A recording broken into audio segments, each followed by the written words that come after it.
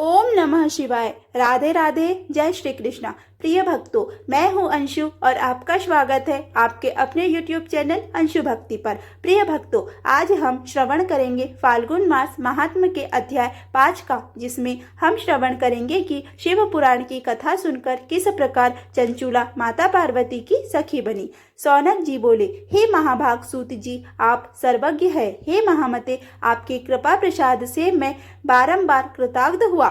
इस इतिहास को सुनकर मेरा मन अत्यंत आनंद में निमग्न हो रहा है। अतः अब भगवान शिव की आप प्रेम बढ़ाने वाली शिव संबंधी दूसरी कथा को भी कहिए। अमृत पीने वालों को लोक में कहीं मुक्ति नहीं प्राप्त होती है, किंतु भगवान शंकर के कथा अमृत का पान तो प्रत्यक्ष ही मुक्ति देने वाला है। सदा शिव की जिस कथा के सुनने मात्र से मनुष्य शिवलोक प्राप्त कर लेता है, वह कथा धन्य है और कथा का श्रवण कराने वाले आप भी धन्य हैं। सूत जी बोले, हे सौनक सुनिए, मैं आपके सामने गोपनीय कथा वस्तु का भी वर्णन करूंगा, क्योंकि आप शिव भक्तों में अग्रगण्य तथा वेद वेत्ताओं में श्रेष्ठ है।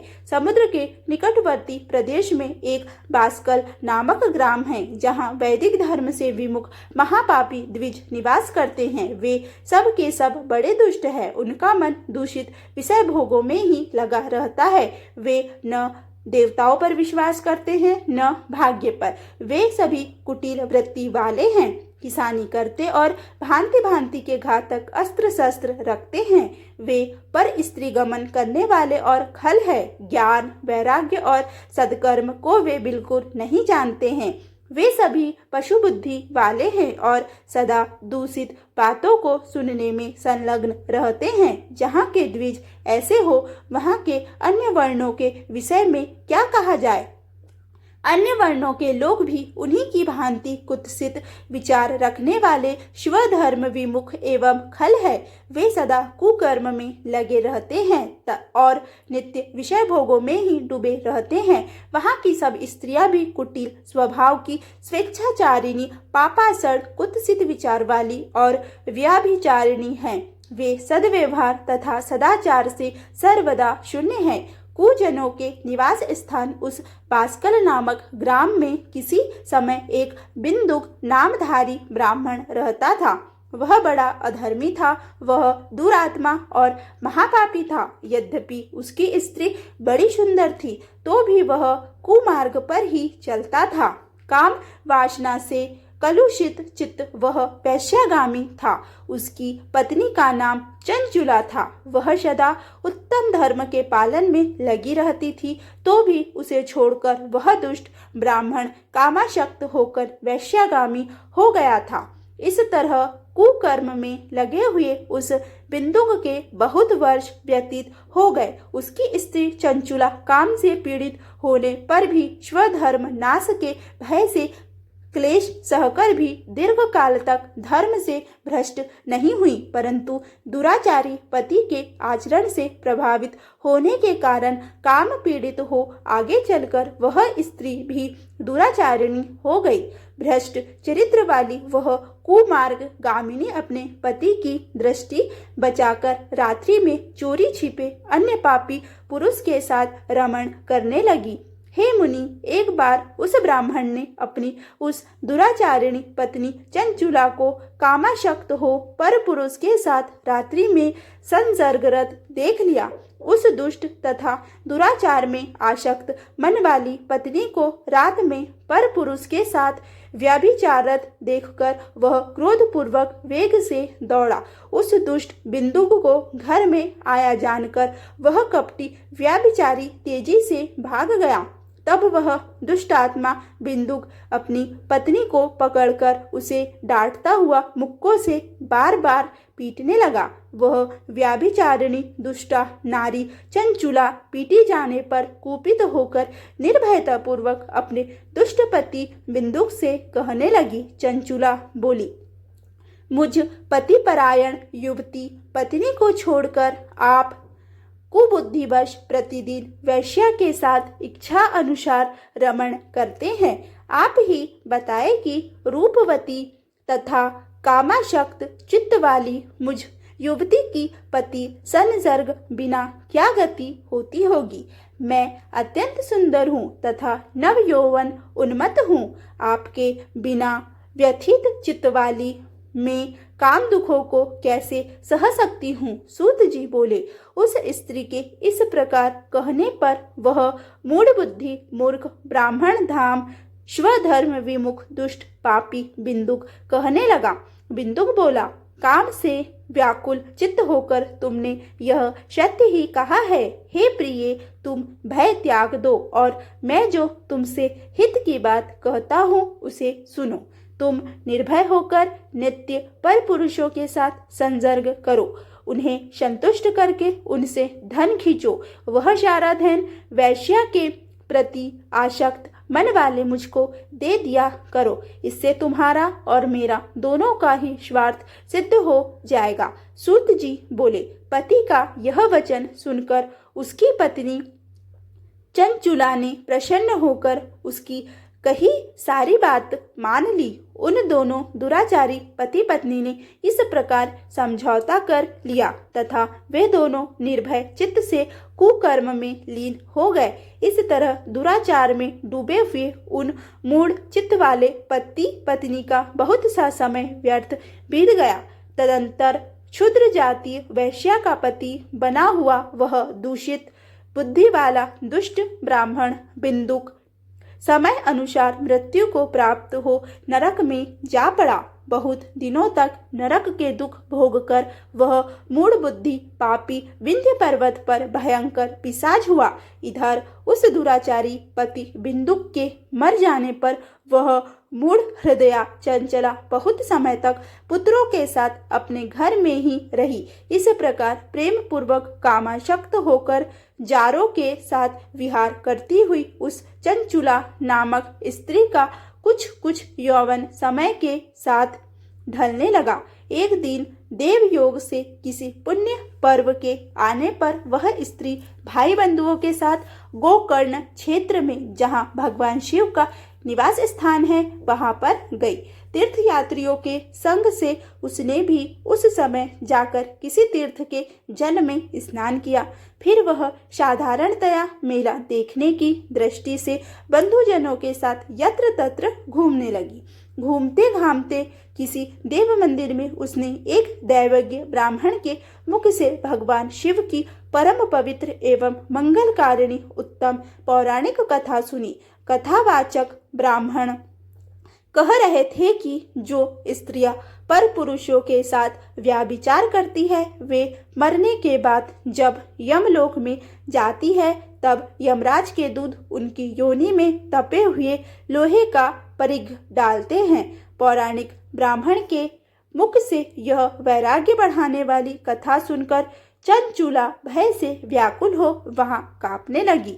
जब कथा समाप्त हुई और लोग वहां से बाहर चले गए तब वह भयभीत नारी चंचुला एकांत में शिव पुराण की कथा बाँचने वाले उन ब्राह्मण से कहने लगी। चंचुला ने कहा, ब्राह्मण, मैं अपने धर्म को नहीं जानती थी, इसीलिए मेरे द्वारा बड़ा दुराचार हुआ है।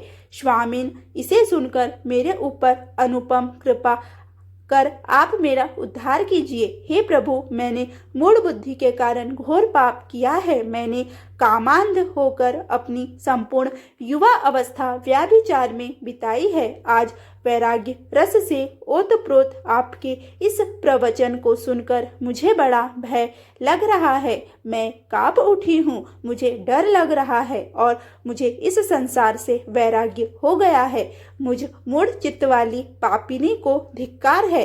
मैं सर्वदा निंदा के योग्य हूँ। मैं कुत्सित विषयों में फंसी हुई हूँ और अपने धर्म से विमुख हो गई हूँ। थोड़े से सुख के लिए अपने हित का नाश करने वाले तथा भयंकर कष्ट देने वाले घोर पाप मैंने अनजाने में ही कर डाले।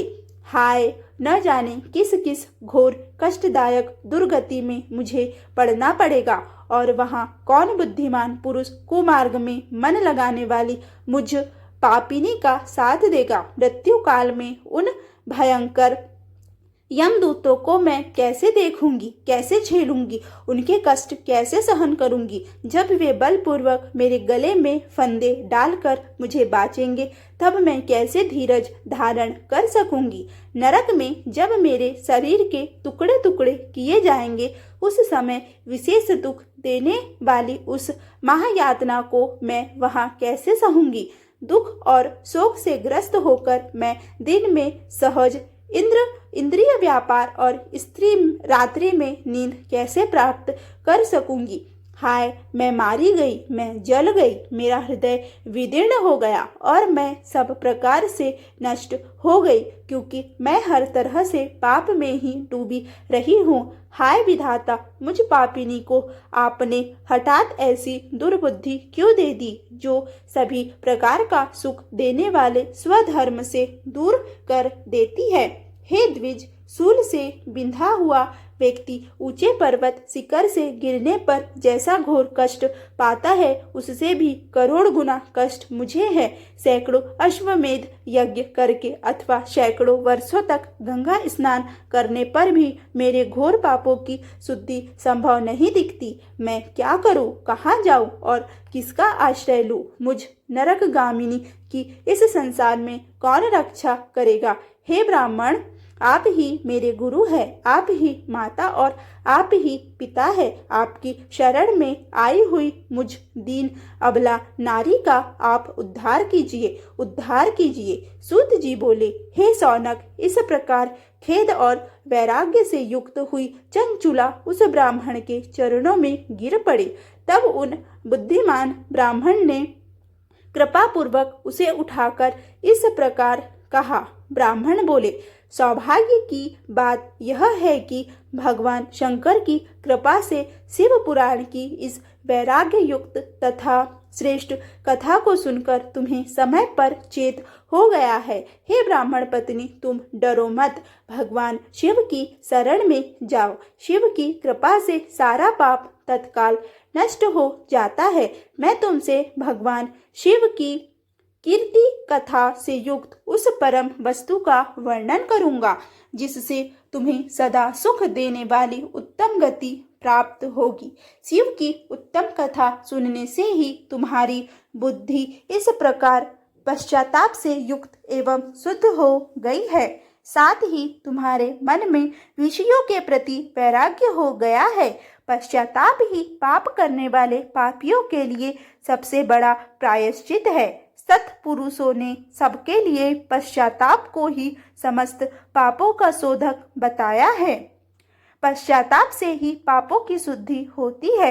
जो पश्चाताप करता है वही वास्तव में पाप का प्रायश्चित करता है, क्योंकि सत्पुरुषों ने समस्त पापों की शुद्धि के लिए जैसे प्रायश्चित का उपदेश किया है, वह सब पश्चाताप से संपन्न हो जाता है।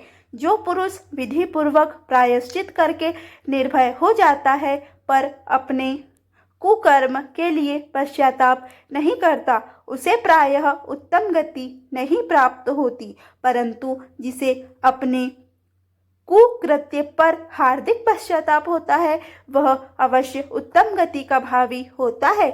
इसमें संशय नहीं है। इस शिव पुराण की कथा सुनने से जैसी चित्त शुद्धि होती है, वैसे दूसरे उपायों से नहीं होती। जैसे दर्पण साफ करने पर निर्मल हो जाता है, उसी प्रकार इस शिव पुराण की कथा से चित्त अत्यंत शुद्ध हो जाता है। इसमें संशय नहीं है। मनुष्यों के शुद्ध चित्त में जगदम्बा पार्वती सहित भगवान शिव विराजमान रहते हैं। इससे वह विशुद्धात्मा पुरुष श्री शाम्ब सदाशिव के परम पद को प्राप्त होता है। इस प्रकार वह कथा रूपी साधन सभी प्राणियों के लिए उपकारी है और इसी कारण महादेव जी ने इसको आग्रह पूर्वक प्रकट किया है। इस कथा से भगवान उमापति का ध्यान सिद्ध हो जाता है। उस ध्यान से परम ज्ञान तथा उसमें मोक्ष की प्राप्ति निश्चित ही होती है। भगवान शंकर के ध्यान में मान हुए बिना भी यदि कोई इस कथा को मात्र सुनता है, वह दूसरे जन्म में भगवान के ध्यान को सिद्ध कर परम पद को पा लेता है। इस कथा के श्रवण से भगवान शंकर के ध्यान को प्राप्त कर पश्चाताप करने वाले पापी पुरुष सिद्धि को प्राप्त हो गए हैं। इस उत्तम कथा का श्रवण समस्त मनुष्यों के लिए कल्याण का बीज है, अतः यथोचित शास्त्रोक्त मार्ग से इसकी आराधना अथवा सेवा करनी चाहिए।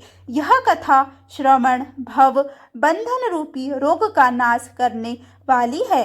भगवान शिव की इस कथा को सुनकर फिर अपने हृदय में उसका मनन एवं निधिध्यासन करने से पूर्णतया सिद्ध शुद्धि हो जाती है। चित्त शुद्धि होने से महेश्वर की भक्ति अपने दोनों पुत्रों ज्ञान और वैराग्य के साथ निश्चय ही प्रकट होती है। तत्पश्चात महेश्वर के अनुग्रह से दिव्य मुक्ति प्राप्त होती है, इसमें संशय नहीं है। जो शिव भक्ति से वंचित है उसे पशु समझना, क्योंकि उसका चित्त माया के बंधन में आसक्त है, वह निश्चय ही संसार बंधन से मुक्त नहीं हो पाता। हे ब्राह्मण पत्नी, इसलिए तुम विषयों से मन को हटा लो और भक्ति भाव से भगवान शंकर की इस परम पावन कथा को सुनकर परमात्मा शंकर की इस कथा को सुनने से तुम्हारे चित्त की शुद्धि होगी और उससे तुम्हें मोक्ष की प्राप्ति हो जाएगी। निर्मल चित्त से भगवान शिव के चरना बिंदु का चिंतन करने वाले की एक ही जन्म में मुक्ति हो जाती है। यह मैं तुमसे सत्य सत्य कहता हूँ। सूत जी बोले। सौनक इतना कहकर वे श्रेष्ठ शिव भक्त ब्राह्मण मौन हो गए। उनका हृदय करुणा से आर्द्र हो गया। वे शुद्ध चित्त महात्मा भगवान शिव के ध्यान में मग्न हो गए। तदंतर बिंदुक की पत्नी चंचुला मन ही मन प्रसन्न हो उठी। ब्राह्मण का उक्त उपदेश सुनकर उसके नेत्रों में आनंद के आंसू छलक आए थे। वह ब्राह्मण पत्री चंचुला हर्षित हृदय से उन श्रेष्ठ ब्राह्मण के चरणों में गिर पड़ी और हाथ जोड़कर बोली, मैं कृतार्थ हो गई। तत्पश्चात उठकर वैराग्य युक्त तथा उत्तम बुद्धि वाली वह स्त्री जो अपने पापों के कारण आतंकित थी, उन महान शिव भक्त ब्राह्मण से हाथ जोड़कर गदगद वाणी में कहने लगी। चंचुला बोली, हे ब्राह्मण, हे शिव भक्तों श्रेष्ठ, हे स्वामीन, आप धन्य हैं, परमार्थदर्शी है और सदा परोपकार में लगे रहते हैं, इसीलिए आप श्रेष्ठ साधु पुरुषों में प्रशंसा के योग्य है। हे साधु, मैं नरक के समुद्र में गिर रही हूँ, आप मेरा उद्धार कीजिए, उद्धार कीजिए। पौराणिक अर्थ तत्व से संपन्न जिस सुंदर शिव पुराण को कथा को सुनकर मेरे मन में संपूर्ण विषय वैराग्य उत्पन्न हो गया, उसी इस शिव पुराण को सुनने के लिए इस समय मेरे मन में बड़ी श्रद्धा हो रही है। सूत जी बोले। ऐसा कहकर हाथ जोड़ उनका अनुग्रह पाकर चंचुला उस शिव पुराण की कथा को सुनने की इच्छा लिए मन में उन ब्राह्मण देवता की सेवा में तत्पर हो गई, वहां रहने लगी। तदंतर शिव भक्तों में श्रेष्ठ और शुद्ध बुद्धि वाले उन ब्राह्मण देवता ने उसी स्थान पर उस स्त्री को शिव पुराण की उत्तम कथा सुनाई। इस प्रकार उस गोकर्ण नामक स्थान में महाक्षेत्र में उन्हीं श्रेष्ठ ब्राह्मण से उसने शिव पुराण की वह परम उत्तम कथा सुनी तथा जो भक्ति ज्ञान और वैराग्य को बढ़ाने वाली तथा मुक्ति देने वाली है, उस परम उत्तम कथा को सुनकर वह ब्राह्मण पत्नी अत्यंत कृतार्थ हो गई। उन सद्गुरु की कृपा से उसका चित्त शीघ्र ही शुद्ध हो गया। भगवान शिव के अनुग्रह से उसके हृदय में शिव के सगुण रूप का चिंतन होने लगा। इस प्रकार सद्गुण का आश्रय लेकर उसने भगवान शिव में लगी रहने वाली उत्तम बुद्धि पाकर शिव के सच्चिदानंद में स्वरूप का बारंबार चिंतन आरंभ किया। वह प्रतिदिन तीर्थ के जल में स्नान करके जटा और वल्कल धारण करने लगी तथा समूची देह में भस्म लगाकर रुद्राक्ष के आभूषण धारण करने लगी। वह भगवान शिव के नाम जप में लगी रहती थी। संयमित वाणी तथा अल्पाहार करते हुए गुरु के बताए मार्ग से वह शिव जी को प्रसन्न करने लगी। हे सौनक, इस प्रकार शंभु का उत्तम ध्यान करते हुए उस चंचुला का बहुत सा समय बीत गया। तत्पश्चात समय के पूर्ण होने पर भक्ति, ज्ञान और वैराग्य से युक्त हुई चंचुला ने अपने शरीर को बिना किसी कष्ट के त्याग दिया। इतने में ही त्रिपुर शत्रु भगवान शिव का भेजा हुआ एक दिव्य विमान दूत गति से वहां पहुंचा, जो उनके अपने गणों से संयुक्त और भांति भांति के शोभा साधनों से संपन्न था। चंचुला उस विमान पर आरूढ़ हुई और भगवान शिव के श्रेष्ठ पार्षदों ने उसे तत्काल शिवपुरी में पहुंचा दिया। उसके सारे मल धुल गए थे। वह दिव्य रूप धारिणी दिव्यांगना हो गई थी। उसके दिव्य अवयव उसकी शोभा बढ़ाते थे। मस्तक पर अर्धचंद्र का मुकुट धारण किए वह गौरांगी देवी शोभाशाली दिव्य आभूषणों से विभूषित थी। वहां पहुंचकर उसने त्रिनेत्रधारी महादेव जी को देखा। ब्रह्मा, विष्णु आदि देवता उन सनातन शिव की सेवा कर रहे थे। गणेश, भृंगी, नंदीश, वीरभद्रेश्वर आदि गण उत्तम भक्ति के साथ उनकी उपासना कर रहे थे। उनकी अंग कांति करोड़ों सूर्यों के समान प्रकाशित हो रही थी। कंठ में नील चिन्ह शोभा पाता था। उनके 5 मुख थे और प्रत्येक मुख में 3-3 नेत्र थे। मस्तक पर अर्धचंद्राकार मुकुट शोभा देता था। उन्होंने अपने वामांग में गौरी देवी को बिठा रखा था, जो विद्युत पुंज के समान प्रकाशित थी। गौरीपति महादेव जी की कांति कपूर के समान गौर थी। उन्होंने सभी अलंकार धारण कर रखे थे। उनका सारा शरीर श्वेत भस्म से भासित था। शरीर पर श्वेत वस्त्र शोभा पा रहे थे। वे अत्यंत उज्जवल वर्ण के थे। इस प्रकार परम उज्जवल भगवान शंकर का दर्शन करके वह ब्राह्मण पत्नी चंचुला बहुत प्रसन्न हुई। अत्यंत प्रीति युक्त होकर उसने बड़ी उतावली के साथ भगवान को बारंबार प्रणाम किया। फिर हाथ जोड़कर वह बड़े प्रेम, आनंद और संतोष से युक्त हो विनीत भाव से खड़ी हो गई। उसके नेत्रों से आनंद के अश्रु की अविरल धारा बहने लगी तथा संपूर्ण शरीर में रोमांच हो गया। उस समय भगवती पार्वती और भगवान शंकर ने उसे बड़ी करुणा के साथ अपने पास बुलाया और सौम्य दृष्टि से उसकी ओर देखा। पार्वती जी ने तो दिव्य रूप धारिणी बिंदुक प्रिया चंचुला को प्रेम पूर्वक अपनी सखी बना लिया। वह उस परम आनंद घन ज्योति स्वरूप सनातन धाम में अविचल निवास पाकर दिव्य सौख्य से संपन्न हो अक्षय सुख का अनुभव करने लगी। प्रिय भक्तों, आज का यह अध्याय यही समाप्त होता है। यदि आपको आज की यह कथा अच्छी लगी हो तो आप कमेंट में हर हर महादेव जरूर लिखें।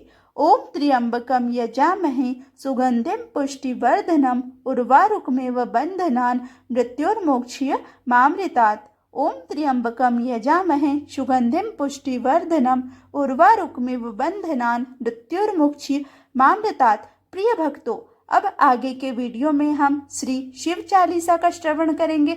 उसके पश्चात माता पार्वती की श्री पार्वती चालीसा का श्रवण करेंगे। बोलिए उमापति महादेव की जय। श्री शिव चालीसा।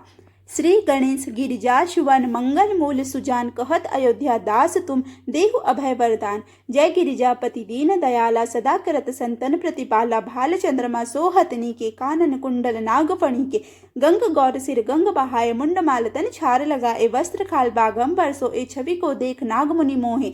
मैना मातु की है दुलारी, बाम अंग सोहत छवि न्यारी, कर त्रिशूल सोहत छवि भारी, करत सदा शत्रुन छयकारी। नंदी गणेश सोहतः कैसे, सागर मध्य कमल है जैसे, कार्तिक श्याम और गणराउ, या छवि को कहीं जात न काऊ। देवन जब ही जाय पुकारा, तब ही दुख प्रभु आप निवारा, क्या उपद्रव तारक भारी, देवन सब मिल तुम ही जुहारी। तुरत सदानन आप पठायु, लवनी में समह मार गिरायु, आप जलंधर असुर संहारा, सुयस तुम्हारे विदित संसारा। त्रिपुरासुर सन युद्ध मचाई, सभी कृपा कर लीन बचाई, किया तभी भागीरथ भारी, पूरा प्रतिज्ञा तसु पुरारी। दाने नमः तुम सम को उनाही, सेवक स्तुति करत सदाही, वेद नाम महिमा तब गाई, अकत अनादि भेद नहीं पाई। प्रगट उदति मंथन में ज्वाला, जरे सुरासुर भय विहाला, कीन दया तह करी सहाय, नीलकंठ तब नाम कहाई। पूजन रामचंद्र जब कीन्हा, जीत के लंक विभीषण दीन्हा, सस कमल में हो रहे धारी, कीन परीक्षा तभी पुरारी। एक कमल प्रभु राखे उजोई, कमल नयन पूजन चह सोई, कठिन परीक्षा देख कठिन भक्ति देखी, प्रभु शंकर भय प्रसन्नति इच्छित वर। जय जय जय अनंत अविनाशी, करत कृपा सबके घटवाशी, दुष्ट सकल नित मोहि सतावे, भ्रमत रहे मोहि चैन न आवे। त्राहि त्राहि में नाथ पुकारो, यही अवसर मोहि आन उबारो, लय त्रिशूल शत्रुन को मारे, संकट से मोहि आन उबारो। मातु पितु भ्राता सब कोई, संकट में पूछत नहीं कोई, स्वामी एक है आस तुम्हारी, हाय हरहु अब संकट भारी। धन निर्धन को देत सदा ही, जो कोई जाचे वो फल पाही, स्तुति के ही विधि करो तुम्हारी, क्षम हो नाथ अब चूक हमारी। शंकर हो संकट के नाशन, मंगल कारण विघ्न विनाशन, योगी यति मुनि ध्यान लगावे, नारद शारद शीस नवामे। नमो नमो जय नमो शिवाय, सुर ब्रह्मादिक पार न पाए, जो यह पाठ करे मन लाइता, पर होत है शंभु सहाय। ऋणिया जो कोई हो अधिकारी, पाठ करे सो पावनहारी, पुत्रहीन कर इच्छा ही, निश्चय शिव प्रसाद ते ही होई। पंडित त्रयोदशी को लावे, ध्यान पूर्वक होम करावे, त्रयोदशी व्रत करे हमेशा, तन नहीं ताके रहे कलेशा। धूप दीप नैवेद्य चढ़ावे, शंकर सम्मुख पाठ सुनावे, जन्म जन्म के पाप नसावे, अंतवास शिवपुर में पावे। कहे अयोध्या आस तुम्हारी, जाने सकल दुख हरू हमारी, नित्य नेम कर प्रातः ही पाठ करो चालीसा, तुम मेरी मनोकामना पूर्ण करो जगदीश। मगसर छठी हेमंत ऋतु, संवत 64 जान, स्तुति चालीसा शिव ही पूर्ण कीन कल्याण। श्री पार्वती चालीसा, जय गिरि तन ए दक्ष, जय शंभु प्रिय गुण खानी, गणपति जननी पार्वती, अम्बे शक्ति भवानी। ब्रह्म वेद न तुमरो पावे, पंच बदन नित तुमको ध्यावे, षडमुख कही न सकत यश तेरो, सहज बदन श्रम करत घनेरो, ते उपार न पावत माता, स्थित रक्षा लय ही सजाता। अधर प्रवाल सदृश अणु नारे, अति कमलीय नयन कजराले, ललित ललाट विलेपित केशर, कुमकुम अक्षत शोभा मनहर, कनक बसन कंचुकी सजाए, कटी मेखला दिव्य लहराए, कंठ मदार हार की शोभा, जाहि देखी सहजय मन लोभा। बाल अरुण अनंत छविधारी, आभूषण की शोभा प्यारी, नाना रत्न जड़ित सिंहासन, तापर राजित हरि चतुरानन, इंद्रादिक परिवार पूजित, जग मृगनाग यक्ष रव कूजित, गिर कैलाश निवासिनी जय जय, कोटिक प्रभा विकासिनी जय जय, त्रिभुवन सकल कुटुंब तिहारी, अणु अणु मह तुम्हारी उजियारी। है महेश प्राणेश तुम्हारे, त्रिभुवन के जो नित रखवारे, 19 पति तुम प्राप्त कीन, जब शुक्रत पुरातन उदित भय तब। बूढ़ा बैल सवारी जिनकी, महिमा का गावे को तिनकी, सदा शमशान बिहारी, शंकर आभूषण है भुजंग भयंकर, कंठ हलाहल को छवि छाई, नीलकंठ की पदवी पाई, देव मगन के हित अस कीन्हो, विषलय आपो तीन ही अमी दीनो। ताकि तुम पत्नी छविधारिणी, दुरित विदारिणी, मंगलकारिणी, देखी परम सौंदर्य तिहारो, त्रिभुवन चकित बनावन हारो। भय भीता सो माता गंगा, लज्जा महल सलिल तरंगा, सौत समान शंभु पह आई, विष्णु पदाब्ज छोड़ी जो धाई, तेहि को कमल बदन मुरझायो, लखी सतवर शिव शीस चढ़ायो। नित्यानंद करी बरदायिनी, अभय भक्ति कर नित अनपाइनी, अखिल पाप त्रैताप निकंदिनी, माहेश्वरी हिमालय नंदिनी, काशीपुरी सदा मन भाई, चित्त पीठ ते ही आप बनाई, भगवती प्रतिदिन भिक्षा दात्री, कृपा प्रमूल स्नेह विधात्री, रिपुक क्षय कारिणी, जय जय अम्बे, वाचा सिद्ध करी अवलंबे, गौरी उमा शंकरी काली, अन्नपूर्णा जग प्रतिपाली, सब जन की ईश्वरी भगवती, प्रतिपालना परमेश्वरी सदी। तुमने कठिन तपस्या कीनी, नारद सो सब शिक्षा लीनी, अन्न न नीर न वायु आहारा, अस्थि मात्र तन भय तुम्हारा, पत्र घास को खाद न भायु, उमा नाम तब तुमने पायु, तब बिलो की ऋषिसात पधारे, लगे डिगावन डिगी न हारे। तब तब जय जय उच्चारे, उशब्द ऋषि ने गेह सिद्धारे। सुर विधि विष्णु पास तब आए, वर देने के वचन सुमाए। मांगे उमावर पति तुम, 300 चाहत जग त्रिभुवन निधि जिनसो। एवं अस्तु कहिते दो उगय, सुफल मनोरथ तुमने लय। करी विवाह शिव सो भामा, पुनः कहाई हर की वामा। जो पढ़ी है जन यह चालीसा, धन जन सुख देहि तेहि ईशा। कुटी चंद्रिका सुभग सिर, जयति जयति सुख खानी। पार्वती निज भक्त हित, रहु सदा वरदानी। इति श्री पार्वती चालीसा समाप्त। प्रिय भक्तों, यदि आज का वीडियो आपको अच्छा लगा हो तो प्लीज़ वीडियो को लाइक करें, वीडियो को ज़्यादा से ज़्यादा शेयर करें तथा चैनल पर पहली बार आए तो चैनल को सब्सक्राइब करें। धन्यवाद।